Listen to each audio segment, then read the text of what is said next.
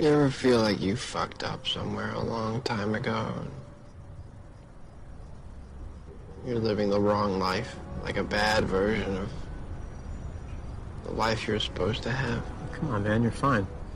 I used to think that I was gonna be someone that like people cared about, like maybe do something important. Fuck, man. Everyone thinks that.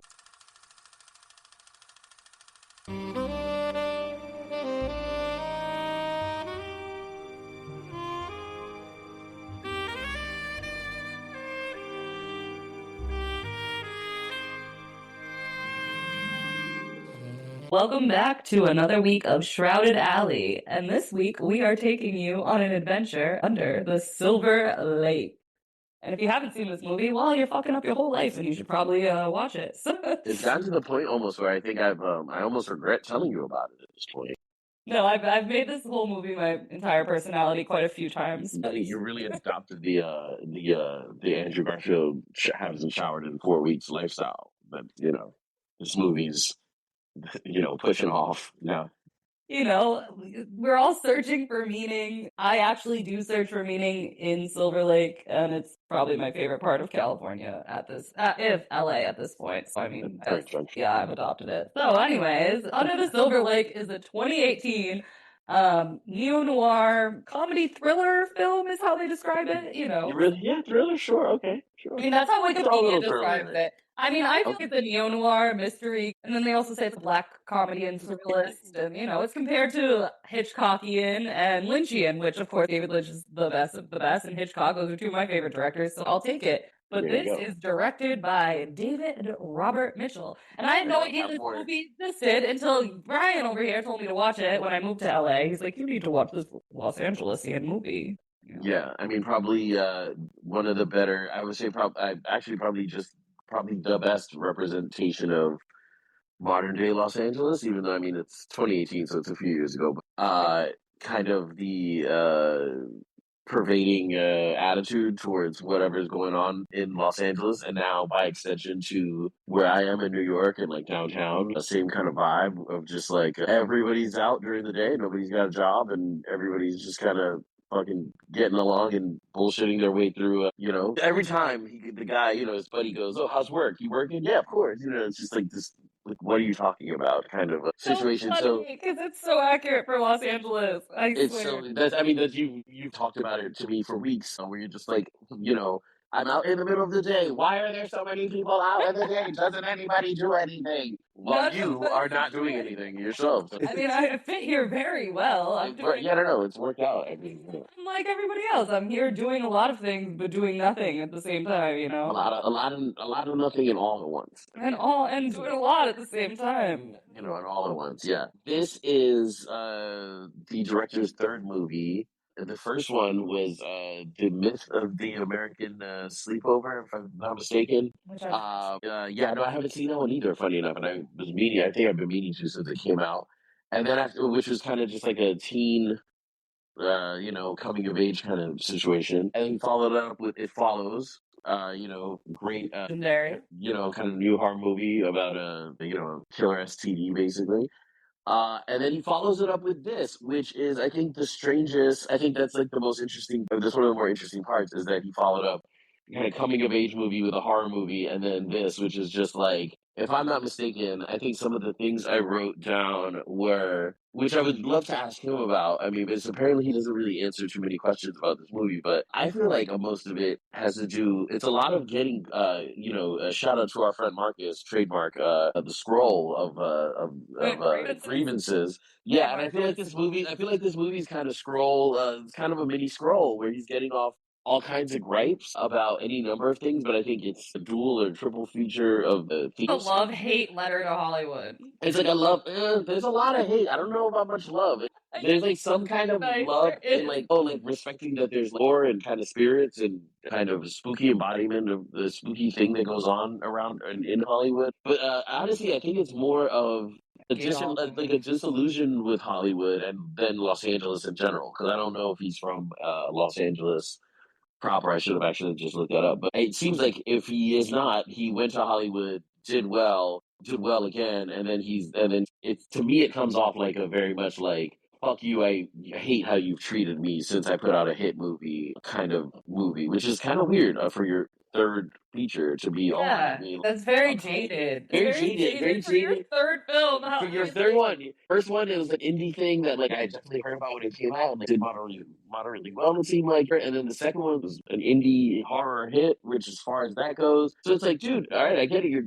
You would think he would be going for something bigger, and kind of more ambitious, and then instead I feel like he turned it into this insular movie about like, I got a lot of shit to get off my chest, and it has to do with paranoia and letting things consume you, as well as I think conspiracy theories, and also very early showcase of like what's now known as like what the male loneliness epidemic, where it's just like this guy who's like infatuated with this girl, and not really. A lot of it is a guy not taking a breakup well. He's not doing well. Yeah, that's pretty much. And by the way, it's starring Andrew Garfield, which we never said before, which we'll let you know. And I don't even know, how do you say Riley Keough? I mean, she's Riley Keough, but she's not even really in the movie other than like the first 10 minutes anyway. But the whole which movie I kind told of you, is just about her, but not really. yeah, the about whole her thing's as about well. her, but then exactly not really about her at all. And But like that's it's kind of the whole trip of the movie. it's one of the more toxic things. It's like this perfect female embodiment of everything that, you know what I mean, almost a manic pixie dream girl kind of situation in there. Yeah, it's like him getting off a lot of gripes. He got a lot of shit to get off his chest. He's got a lot of theories, ideas, notions, and conspiracies. Yeah, how do we think about all those? I mean, Well, you know, I'm with it. Well, okay, so some of the things I wrote were I'm disillusioned with Hollywood and Los Angeles in general, and also the importance of having a job so that you don't go off the deep end.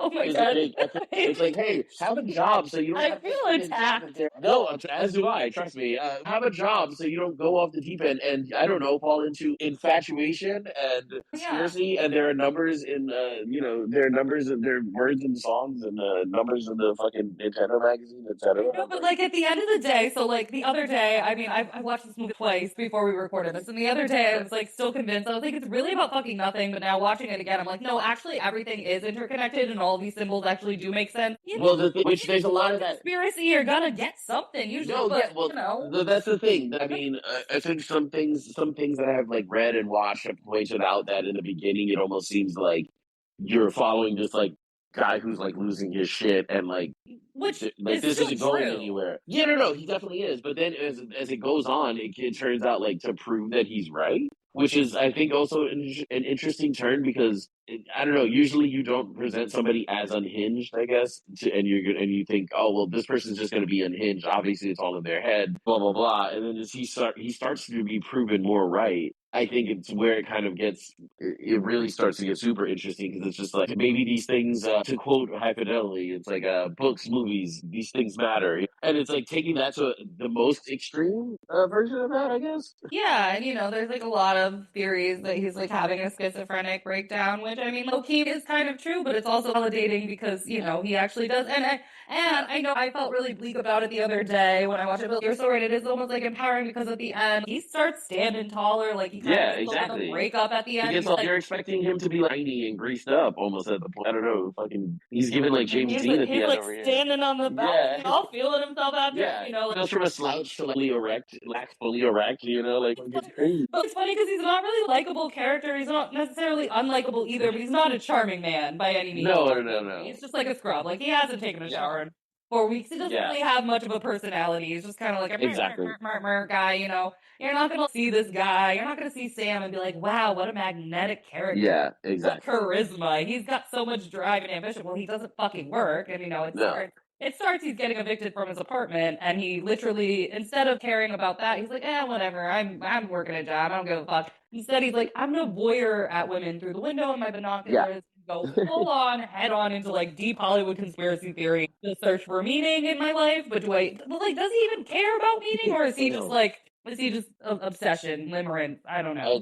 He is kind of an enigma, and it's funny because for that kind of person to carry a movie, you have to have a lot of. I think it's the ultimate example of like how you have to have a lot of other things going on, because it's imperative that, all right, we don't love this guy. He's a shithead. He's borderline alcoholic, just fucking flowing through life, all this different shit. It's like So just above his car getting repossessed and fucking. I mean, totally doesn't really like women most of the time, but is like No, like very yeah, infatuated with them. misogyny, Very misogynistic, from this very. place of like very like, ill intent, almost can't help himself but be just outwardly quickly misogynistic and Very outwardly you know. misogynistic. Also, think the delusion that comes along with his situation, which is that he's like, I can go talk to this girl and get her to fall in love with me, and he kind of is getting there, just until it's determined that he never had a shot in the first place. She's just entertaining him because she's well, I know where I'm going. I'm not staying here. I'm going beneath the earth. So anyway, in terms of themes, I think there's quite a few. It's like disillusion with Hollywood, the importance of having a job. Another one is just and a kind of an indictment on Los Angeles hipster culture. And the death knell to all of that. This is set in 2011. It came out in 2018, but it's set in 2011. And you think about that time, and we're talking about like American Apparel and Vice magazine, Turkey Pitchfork, and things like that. And I think this is kind of much a thing where he's like, "Fuck all you people." It's kind of all about going back to the classics and getting out of this hipster circle of the same old nonsense that he might have found himself caught in, being a cool young director of a cool horror movie, that kind of thing. So that's another one, as well as, I mean, I'm just saying themes of the movie, as well as artifice, and, somebody's always, the thing of just the rich being rich and being in their own kind of world, and them having secret messages that we will never understand because we are not of that ilk. Right. That is, I think, I think that one is funny because it's like conspiracy theory, but it's also true. But that's so true. I mean, I feel like Yeah. that's the entirety of the elite society in our world in general. But I think that's what's interesting about this because, he's trying to uncover all these secret messages, but so many of them are just blatantly right in front of your face. But if you are going there, you don't know it, like the symbols that are like homo symbols.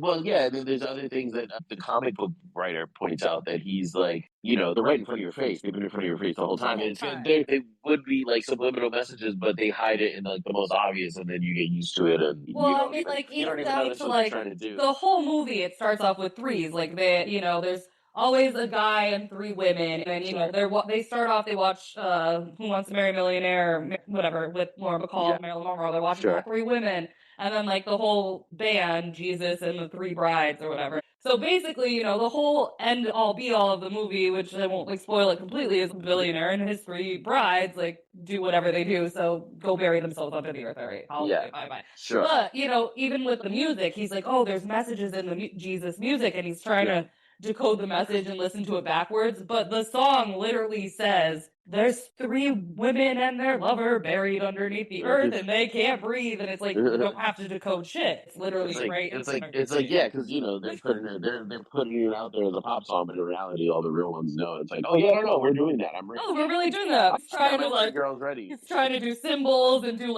the numbers with the songs and oh, the lyrics are right there, bud. It's all kind of a smack in your face. It's all right there. Yeah. Which is also why I think it's funny because I feel like they do try to take it so deep. He tries to take it so deep, and it's actually not. I mean, it is deep and it is buried under the Silver Lake, and everything is buried, but it's also not that deep of decoding and code. Yeah.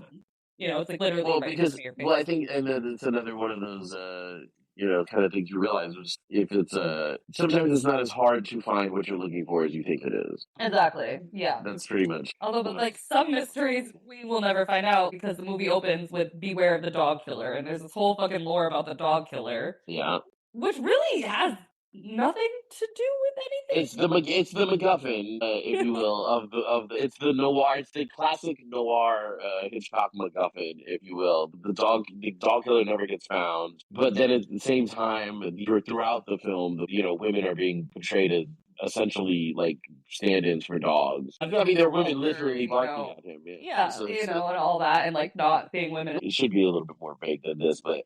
Yeah, talking about dogs and women and his ex-girlfriend, if you will. But anyway, that's another point. Yeah, definitely the dehumanization of women. For sure. Relating them to dogs and not really seeing them. I mean, giving which again, this movie is kind of giving us it's all through his worldview, and the women literally barking at him. It's like, that's probably how you feel, buddy. But if you just, cut the misogyny a little bit, maybe you'd maybe maybe you maybe have that'd sound much nicer. conversations and they Yeah, wouldn't be barking at you all the time. Maybe that'd sound much nicer to you because I think it's more of a you thing than a them thing. Which is honestly another thing of the movie where it's a you thing. Like everybody else is doing their own thing. But I mean, that goes back to just perception in general. But it is. This whole movie is definitely from the perception of this one guy who is clearly not the greatest person on earth, and No great shades. Shit. So we are just watching his own descent into madness and also rise, and he ends up therefore healing himself through his descent into madness, which is also kind of how life works, because when we descend into madness, you usually end up finding some part of yourself or healing some aspect of yourself, anyway. So it is you know how it can go, and I feel like it definitely holds true for him in this movie, where it's like sometimes you need the one thing, and sometimes it's deep cleaning your house or fixing the thing that you had been meaning to fix for months, and it takes 5 minutes, and you find it helps you get over the big funk. Or sometimes it's, you have to solve the mystery of the missing girl who you fell in love with from across the way in the apartment building that you hung out with for about 4 hours one night. Okay, but as a woman who has hung out with men one night and fallen utterly in love with them and then had 3 years of relationships that I don't care about, I kind of, maybe I am Andrew Garfield. Maybe. Yeah, maybe you are. Well, what I'm saying, no problem. Maybe you are. But no, what I'm saying is, in terms of sometimes it's vacuuming the house, and sometimes it's like solving a mystery is the thing that breaks you out of your funk, and I think that's a funny part of it, where it's just like sometimes it's as simple as finally watch that movie that your mom's been telling you about and send you a VHS of, because bless her heart. Also, this movie had very bad critical reception when it came out. Yeah, it did not get the love that It Follows got. No. No, not at all. It has a horrible Rotten Tomatoes thing now still, but it's become another cult classic, which I feel like a lot of great, fantastic movies have gotten terrible reception and insane classics. I mean, it sounds very silly to kind of mention these because it seems like easy ones to mention, but it is kind of like a mix of like Inherent Vice or Long Goodbye. And I don't know. I don't even know what. And Lynch. That's what I was trying to say. Yeah, I mean, it gets referred to like Mulholland Drive a lot, and also I think it's interesting because Riley Keough's character gets referred to, Sarah is her name in the movie, she gets referred to like a Laura Palmer-esque character a lot, on the internet. But yes, Inherent Vice, I think that's a good... It's this shithead who's taking it upon himself. I mean, well, in Inherent Vice, he's getting paid for it, but definitely not. Andrew Garfield's absolutely not getting paid for anything in this movie. No, in fact, his car repoed and ends up actually losing his apartment at the end of the movie completely. But it is true. It's like one of those classic, I think, and it's crazy because there are more than that, and I'm just not gonna just recall them right now. But classic kind of noir hangout movie about like. A guy who's just like searching for something that he feels he has the moral, obligation to find out the truth, which is, I mean, honestly, what most noirs are about. But I know, but I don't look at him as a very like morally correct character. I feel like it's his own like egotistical need to like he's following his girl. He's following his dick. He's not following his heart. His dick, He's following his dick. That's definitely like what's going on with it. Which is ironic because it actually does end up finding him meaning and finding himself in his purposefulness again. Exactly. He's not doing this to be like, solving mysteries or like helping the family find all these lost people. He doesn't go. He's wholeheartedly following his dick throughout. Yeah, he's like, I gotta find her again. And while he does that, leads, follows his dick's heart and etc. He also gets off, which again, I think this is what we alluded to before. We were speaking to before about David Robert Mitchell, because he is the writer director of this. Gets off a lot of gripes. A lot of people on the scroll on this one. I counted the homeless, children, shitty, superficial LA parties, unattainable women, money, too much drugs and cookies, which that's a big problem, and pop music. Oh yeah, he hates the butt. I thought that was funny, but I hate the homeless part because and I hate the homeless part was so deep cut. It was so deep rooted. It was so deep rooted, dark sided that you got to think, man, you were writing from the depths of your soul over here.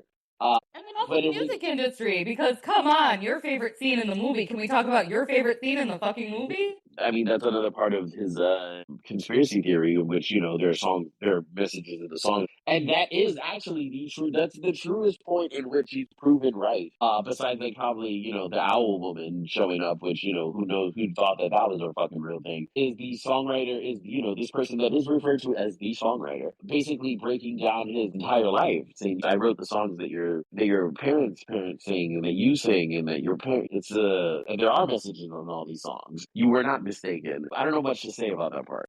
I don't know, but I like the Reddit theory about it, that the songwriter is God / the Illuminati puppeteer master, and it's like That's totally that he just like wrote every pop hit for decades, and it's like the ultimate. Is he like? And the question is he the ultimate manipulator of culture? So it's like they just like it's I don't know. They just say it's like a metaphor for Hollywood's secret machine and the Illuminati and how famous. But like it's also accurate. Yeah, How they break it down. I think it's a matter of if one chooses to believe that there are nefarious, or maybe nefarious or not, messages in pop songs. I think that's up to people to choose to believe, but that scene makes a quite convincing argument, and especially towards the character of Sam, in the way that he's appealing to him by like, oh yeah, of course I've got Kurt Cobain's guitar. Of course I wrote It Smells Like Teen Spirit. It all becomes too much, and he ends up, I mean, it's not even decapitation. It's just like face smashification that happens. Brutally assassinates this guy with Kurt Cobain's guitar, which is funny because at the beginning of the movie, see, like, that's why I like watching it for the second time. Because the first time you're like, I don't know what the fuck is going on. But like when you watch it after you know what happens, like, there's a nod to Kurt Cobain in the beginning, and he's talking about Kurt Cobain in the beginning because he had the Kurt Cobain poster on the wall. So it's like,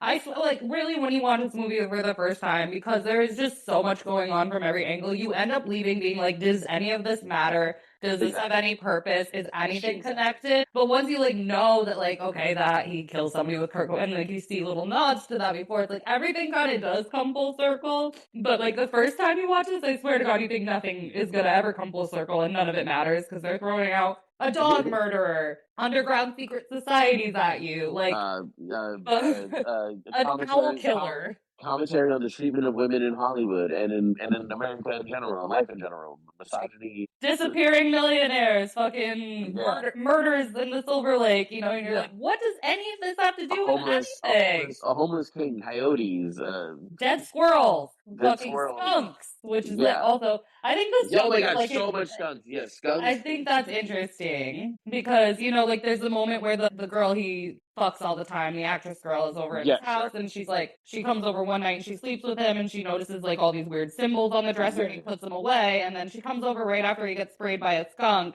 and she can tolerate being in the room with him even though he smells like shit, until he starts talking about the conspiracy theories, and then she's like, I'll come back when the smell is over. And I just think like the smell of the skunk is like such like a metaphor for just like the stench of Hollywood and the stench of all this, like, absolutely. and I just love that. It's brilliant. Like, I don't know, it's brilliant use of symbolism in this movie that I really appreciate.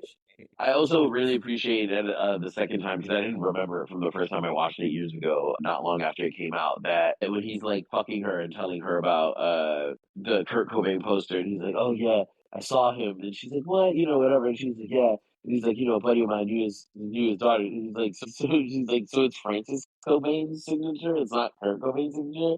And that's like such a fucking that's such a funny, like, weird kind of, I feel like, very specific kind of thing of Hollywood. So where it's almost like, oh yeah, I've got Frank Sinatra Jr.'s signature on like my old Blue Eyes album. And it's like, I feel like that's such a very specifically Hollywood thing where it's like, even like close to the actual person is like its own kind of good enough thing. Well, it's like, nepotism is such a huge thing too. Yeah, for sure. Like it's such a nod. Yeah, it's a nod to like all of that. He really does fucking hate Hollywood, this guy. I mean, I'm telling you, it really like. Wait, did he make any movies after the vitriol? He's making one right now. Oh, what's this one about? He's making one right now. Yeah, he's making one right now, and it's supposed to be apparently like kind of like, well, almost like a Steven Spielberg like '80s kind of thing, like about dinosaurs. I think Anne Hathaway's in it. Like, yeah, it's like dinosaurs and like, I don't know, something. Okay, I love this guy for being all over the place because none of these movies are similar in any nature. He also hasn't made a movie since Under the Silver Lake. Wow, he really did say. They put him in jail for a little bit. They were like, buddy. They were like, buddy, come on. Come on, you can't not be talking so much shit about Hollywood. Yeah, the director's. yeah, they do. Yeah, director job. I mean, he really dragged Hollywood. I feel like that's something you do after like a long career, maybe. And now with all this Diddy stuff going on, he was out here, saying Diddy and Epstein and all these freaks all these freak millionaires that we have now or billionaires. Yeah, I think he was. I Yeah, think he kind of was whistleblowing a little bit. hit a little too close to home there. Yeah, he was kind of. He was. He was. And then apparently he's doing an It Follows too. Okay, but most directors have like a general theme that they stick to. Oh yeah, in no, their but career. he truly, like you're saying, yes, he is truly kind of going all over the place. We're talking about like how this movie's Lynchian and Hitchcockian, and Lynch and Hitchcock really stuck to the same themes throughout their entire career. But of course, every David Lynch movie is a complete and utter fucking fever dream, and also like, which is funny about this because this movie is such a fever dream, but like. Whereas a Lynchian film, you will leave it not knowing what the fuck actually like the story is sometimes. And this one, you would think it's easier to follow along if you're paying attention and you're putting and you're like and it's everything's sparking. It's funny because you would think that they could have easily fit. I mean, I don't know. I could see another kind of movie filmmaker or somebody, like they could have easily added like sequences where he was, something crazy. I mean, I think the only one that there's only one like dream kind of nightmare sequence. It's like where the girl's in the pool, where Sarah's in the pool and she starts barking at him. Well, that's also. Well, that and no, I was thinking. Well, that I guess that's a short one, but then the longer one of being like the one where the guy's eating the dog. Where he's following the biscuit. When he's following the biscuit trail and finds her dog dead, and then sees the back of her head, and it's the man eating the dog's intestines. Exactly. I think so. It's like funny because besides those like two little things, it's pretty much straight. It's playing it straight. Yeah. Yeah, but I mean, like, it's fever dreamy just because, like, you're going all over Hollywood. You're in conspiracy theories. You're literally going to like pet James Dean's face, to stand on a mountain, to meet the homeless king, to go read hobo sign, to go, like. The whole interaction is just like, what the actual fuck is this? Yeah. But, it's not actually dream. You're right. It's just like this guy just really walking around the city doing all this shit. Exactly. Well, his entire life is falling the fuck apart. Yeah, and he's just so committed to finding out what's going on that he's to hell with my car, I'll just walk everywhere. Hell with my apartment. Or like, and walking everywhere is actually so insane because like as someone who lives in LA goes like, I walk everywhere in Venice. It's kind of a small fucking town. Silver Lake is so spread out, so it's like actually insane. It's just running around. I love it.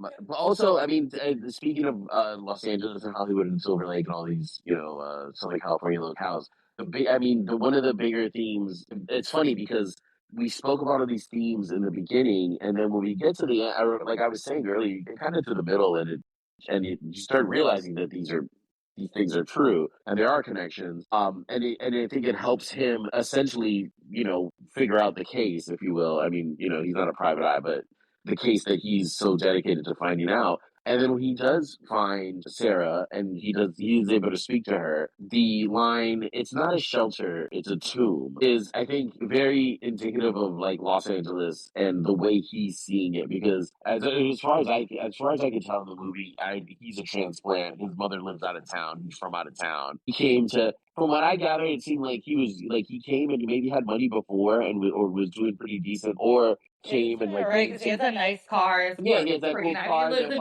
Silver Lake, which is a cheap place. He has all that stuff. So like what I gather is that like he is a transplant. He came to LA. He was doing well, and then he that breakup kind of fucking shook him to his core. Yeah. And that's what kind of set the downward spiral. And it's funny because much like people who move to New York, people who are from New York, like me, who I'm from New York, and it's its own thing. Much like I think people who move to Los Angeles, I think New York. I think more people are. I think people leave New York easier, I think, than they maybe do Los Angeles. And I think that's where that line, it's not a shelter, it's a tomb. Yeah, it's not, I think that's where that line, "It's not a shelter, it's a tomb," really like shows itself, where it's like, I think like once he does figure this thing out, and I think maybe that's why he even was letting the apartment all the shit, because he's like, fuck it, maybe I want to go back, whatever, or like, do something else. I think it becomes his tomb, and he says, well, I'm not gonna leave here, but I'm gonna. By the end, he's like, I'm gonna make the best of it. I'm gonna do better than I was doing before. Well, I think it's really interesting on that note too, because like when he goes to the first party, they go welcome to purgatory. So it is like, I don't know, like Los Angeles is kind of his purgatory. But then at the end, when he does talk to Sarah too, she's like, well, I'm here, so I might as well make the best of it. And then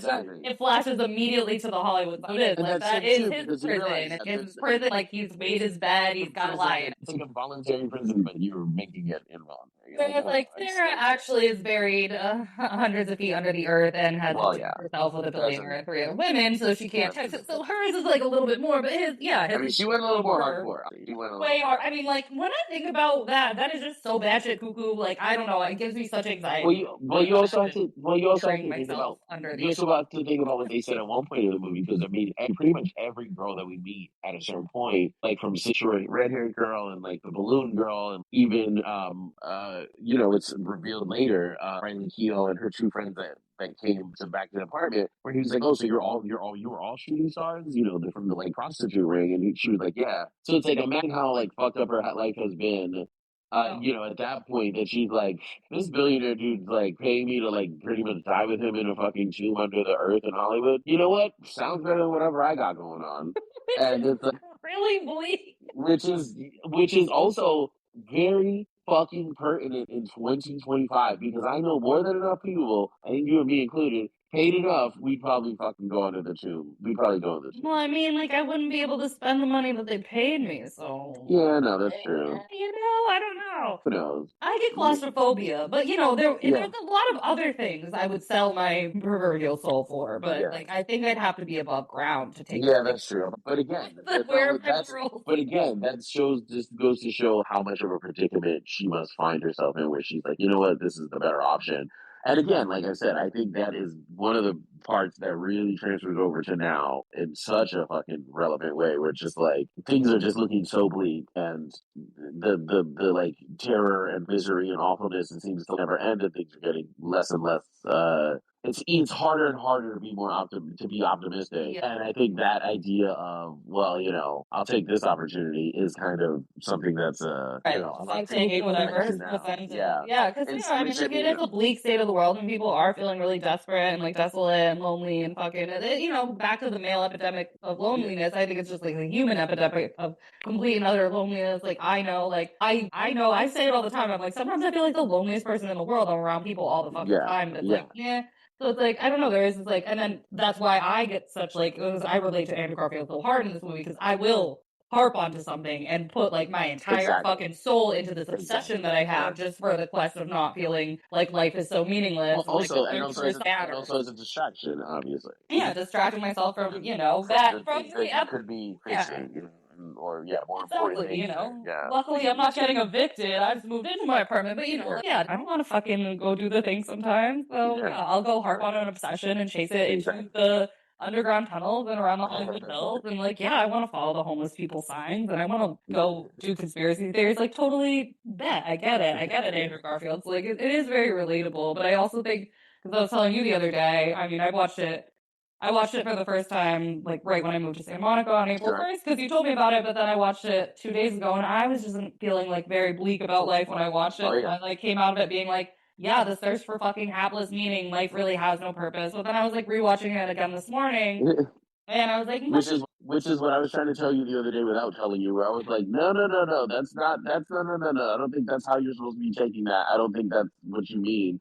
And then you watch it again today, and you're like, no, never mind. I think I've changed my mind. And I was like, I think I know it. I didn't even know. I asked him, but I was like, no, we'll save it for the show, because I was like, I think I know what direction she's. Well, because it's funny, because we were just talking about how Sarah just like kind of surrendered to like whatever, it can't get any worse, and it's like, I'm gonna go ruin my life. But it's like Andrew Garfield ends up with no car, no apartment, and ends up feeling like king of the world after this. Like, there is this like which goes to show, and like sometimes it's not all about the worldly possessions; it's about the world, It's about like being good within yourself and like figuring out whatever it does to make you get your swagger back. Because that man probably got his swagger for the first time in his whole life. One wants to think that he was better off before. But definitely the bad breakup had him spiraling, and okay, so which is why he carries the dog treats, which is also, this is my favorite Reddit conspiracy theory, because if you know, Yeah, like, if you know this movie, like the Reddit fucking conspiracy theories just go on for miles. I've never seen a movie with more fucking Reddit lore in my You life. have to understand that I literally told her that is your part of the problem because she watched it after on my suggestion, and I said, and she proceeded to immediately become. So I was like, "Where did that tinfoil hat come from? You never had one of those before. Where did you get that?" And so when we were talking about doing this, I mean, we watched. I suggested it as a suggestion from her moving to LA anyway, and then when we were talking about the first four films for this podcast, I immediately thought to go on the opposite of Double Indemnity. Let's do Under the Silver Lake because that's like as neo-noir as I can think of. I think like off the top of my head. Plus, it has to do with Los Angeles, and it's like. And I know there was a lot of. I knew there was going to be a lot of things that Layla could grab onto, and she proceeded to grab onto them, and make a crochet me a sweater. Like it was ridiculous. So I specifically was like, I will deal with the film part of this and the themes and logistics or whatever. You deal with the crazies, and she has jumped into the pool. Okay, but like actually rereading them, most of them aren't actually that crazy. It's more just It's like not a even nod. that crazy. It's It's just more of a nod. It's just like how deep they go into decoding because they'll be like, okay, and then the threes, and then 333 is an allegory for 666, which means we're all in hell. And just like, doing all the and stuff like all the that. Morse code and the hidden symbols. People on Reddit are like taking the Morse code and relating it to other symbols in in history and in pop culture that might relate. And I honestly don't think that this guy was going that deep with it. But my favorite. I don't know. There's a lot of fucking hidden shit in there. There's a lot of hidden shit. There's so much. So like some of that might be like my favorite one is that Sam is the dog killer because people really, really stand by this. And honestly, my first time I watched this movie, I was like, maybe. Because this man always has the dog biscuits in his pocket and he's like obsessed with it and he hates women and he kind of hates dogs. His girlfriend has a dog. So it's like I did kind of buy this for a while. I don't buy that anymore. I think he's I never have. I never have. He doesn't like dogs, but I see. I think he'd kill a homeless person before he'd kill a dog. But also, wait, he murdered. Okay, first backtrack. He murdered the songwriter, and like we're just never gonna like. Does the songwriter exist? Because that's not a real person. That's like because like the girl said she was like, oh, there was this like house that was locked off that we were not allowed to go into. So it's a matter of.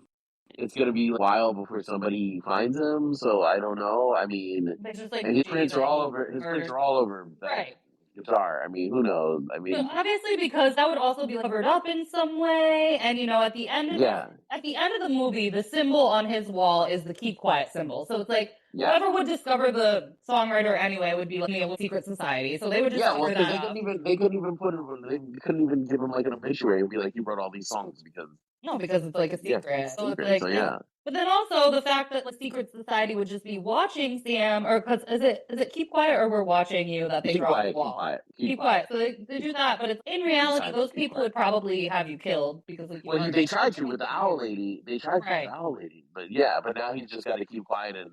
I think there are certain people that it's like if you're able to outsmart the owl lady and all the circumstances or whatever, then like all right, you get to know about it, but act accordingly. You know what I mean? If you use it to get ahead, fine. But like if you fuck up and like make it hot, no good. We'll send the owl lady back. Well, the owl lady's back. She's coming because like the owl lady does kill the writer of the zine, who does help Andrew Garfield, Sam uncover a lot of stuff, and the owl lady does get to him and make and also a lot of the stuff that he was writing was true, where it was like so like he actually knew a lot. But I just think it's interesting because they didn't let that guy live, and Andrew Garfield's like, but I honestly think it's like his utter indifference in life in general. Like he's just this kind of like an I don't give a fuck kind of guy. He's he's chasing his stick. How many people do we know that run through life unbothered and nothing touches them? I think, and so like like that's a theme. So it's like that kind of guy is always gonna he's like, I'm gonna go by. It's cool. Whatever. Annoying. I mean, I'm here for it. And under the Silver Lake in real life, I have grievances, and I have to scroll the list of fucking my entire fucking soul, along with people who just get to do whatever the fuck they want and have no consequences for their shitty actions to other people, but that's another day. But so I think that is because the guy who wrote the zine was really, really just into like the conspiracy of it all. So hard he dedicated his life to uncovering. Andrew Garfield is uncovering this so he can put his dick to bed.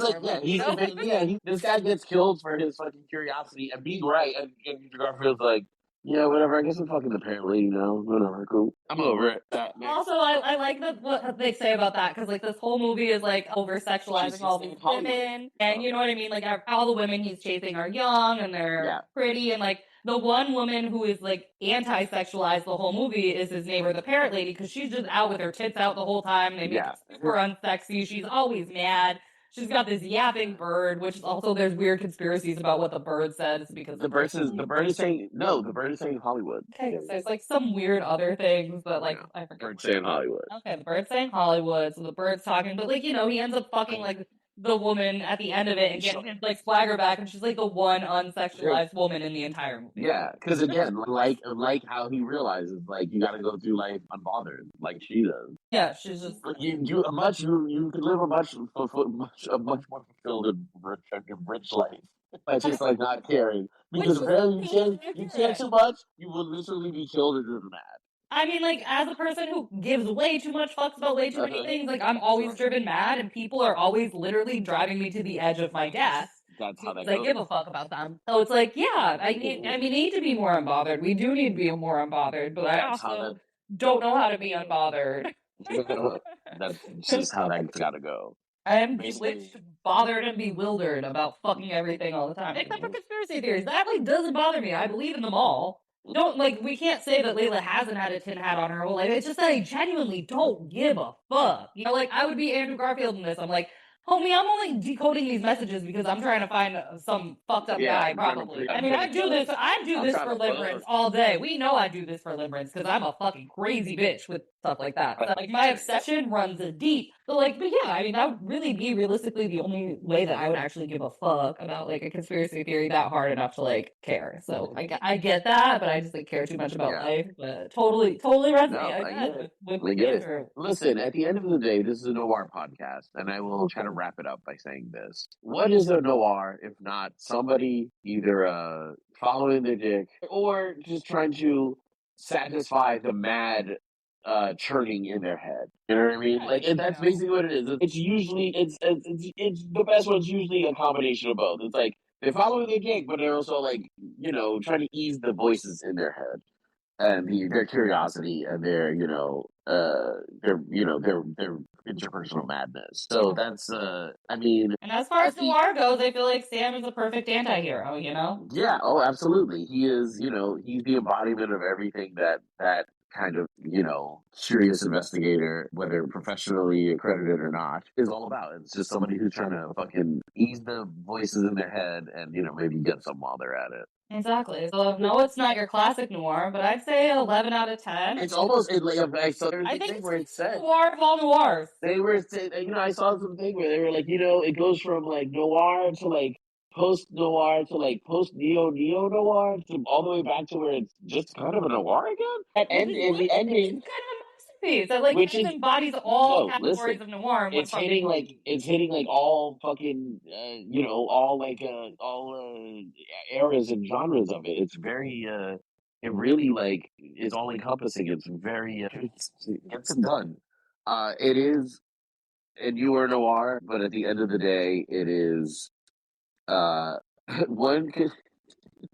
I mean, it is noir. It's our noir. It's our noir. It's our noir. I'll be obsessed with this movie for the rest of my fucking life. If you haven't seen it, you're a fucking insane person and go see it. But maybe you are an insane. But you also might have to be an insane person to love this movie as much as I do. I think something has to resonate to you. Something has something has to definitely. If you can't find something to resonate with you in this movie, then I feel like okay, then it just never is going to be for you because there's so many different facets of infatuation and conspiracy and iconography, all kinds of. I mean, just all kinds. It is, and there's such like a nod to classic old Hollywood films, and like so much just like it's crazy.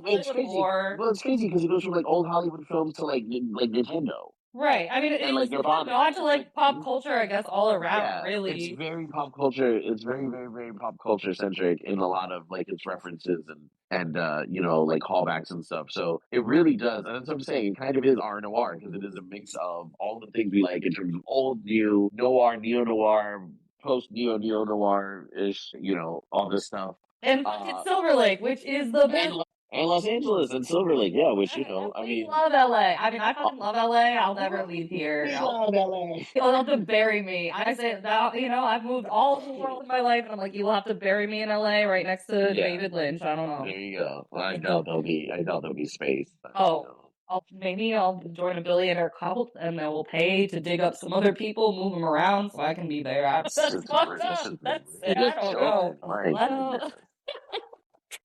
Well, well, that's where me as a crazy person comes. But I do understand why people don't love this movie. Some people like just because if you don't resonate with whatever we just said, it's not like a classic noir. It's like it's definitely a nutty movie. But I know now working in film, I am at the moment, and I tell every single person I'm working with that they need to watch this movie, and I'm going to judge them accordingly. Just kidding. I'll love you anyway, but I do because not many people have seen this movie. It's it's gained some reputation, and that's a great thing. But as always, I think it's one of those ones that if you show the right person and they're in the right mood, it can really open them up to the idea of noir in general, maybe, or just even the movie itself, and the fact that a new set of eyes has seen it, because every bit helps. Because I feel like it's definitely also one, like you said, like I said, I told a friend, and you've told a million people, and literally everyone I meet, especially people who really love noir, because especially for people who love noir, which you will too if you're listening to this podcast. I just think it's like very interesting to gather that perspective, because again, like a lot of people who really, really love noir really just love like the classics. So I kind of am curious how other people feel about it. You got to get into the newer ones, which we are going to on this podcast in future episodes. We've got some things planned from the 70s, and again still the 30s, 40s. Yeah, I think I've got another 2000 one. So I love that, because like I'm always gonna come in with the classics, because that was my noir history and learning that I had, and Brian's gonna like blow my mind with all these movies that I've never seen and maybe you guys haven't seen, and I'm stoked about it because next week is you. We're not gonna say what it is. Oh yeah, but next week is you. Next week is you. And we've been going like one for one. So next week is back to you. This film is from 1950. The year 1950 is our next episode. The next film will be from 1950, and that's all we're gonna tell you about it. Okay, yeah. So we're gonna go from 2018 back to 1950. Yeah, we're gonna take a little. And I'm excited about this one, although it won't be like as lore wise exciting. I want to say this is my favorite noir movie. Ah, perfect. There you go. Lovely. So, what a tempting nugget to like. And like one of my favorite actors in the history of Hollywood ever. Also one of mine. I agree. Like a full-hearted love of my life. I know. So yeah, tune in next week. Tell us what you think about Under the Silver Lake too, because like I'm so curious. Like comment on this podcast, on the YouTube stream, on our Instagram, and also like write in if you have film noirs that you're obsessed with and like want us to cover in the future, because we're super curious to hear your favorite noirs and like movies that you'd like to hear us talk about too. Exactly. So So until the next time, when we speak about our next film from 1950, I guess that's the end of that, isn't it? Like look for shadows in the Shrouded Alley and don't get popped. I don't know. Yeah, be careful. Be on the lookout for the owl lady. I know. And don't go looking for secrets under the Silver Lake. Don't go chasing waterfalls under the Silver Lake.